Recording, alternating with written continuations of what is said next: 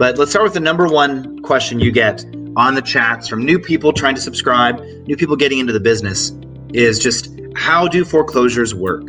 Okay, cool. So this is a state-specific question, so we'll talk about it just in Texas because that is where we are based.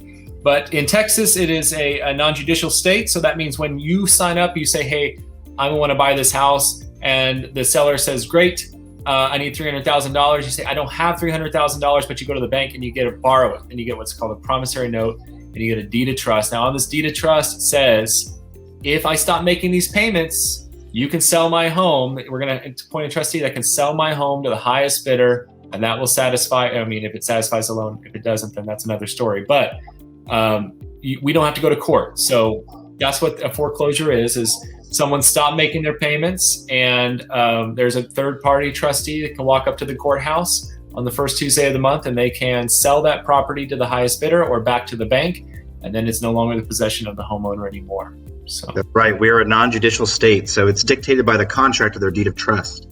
The only real stipulation there is that they have to notify the borrower 21 days in advance, and that's where we come in with our lists, right? And we have our list finalized 20 days before the auction so that you guys have 3 weeks to do your due diligence and research. We also have early postings as far as 2, 3, 4 months ahead. Whenever they go up on the website, whenever they go up at the county clerk, we have them on our site almost immediately. Yeah. And why would you want it ahead of time? Well, there's 2 reasons. One is so you can scout out the property before the auction. You can't go in these properties, but you can drive by them. You can go knock on the door if you feel comfortable with doing that. You can do a CMA, figure out what it's worth. You can run title and all that stuff.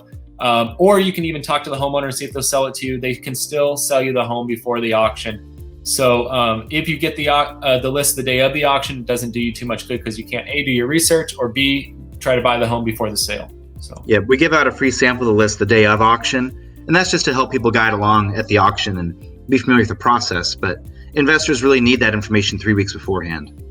Yeah. So if you want to buy homes at foreclosure, you don't have to do anything. You just have to show up. There's no registration required. You just walk up to the courthouse. If you owe the most money at when they say sold, you win the property. It's really cool. There's people that do it every first Tuesday of the month. So that's right.